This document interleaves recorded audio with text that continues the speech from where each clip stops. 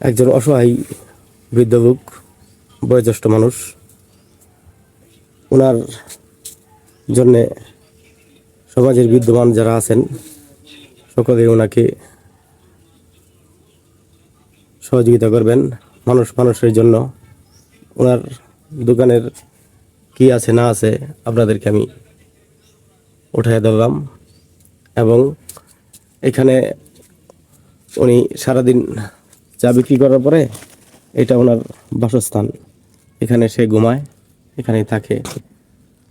তো উনি খুব অসহায়। যদি কারো দয়া হয়, মায়া হয়, তো ওনাকে একটু সহযোগিতা করবেন এবং ওনার মুখ থেকে ওনার কথাগুলি শুনেন। আমি গরিব মানুষ, মা নাই বাপ নাই, আমি চা বেচে এখন চলতে পারি না, ডায়াবেটিসের রুগী, এমনি শ্বাসকষ্ট।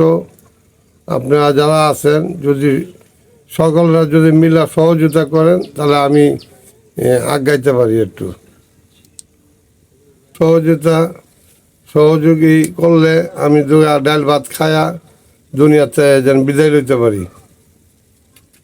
আপনার কাছে আবেদন। থাকি এনে খাই, এনে খাওয়া দাওয়া করি, দোকানে ঘুমাই।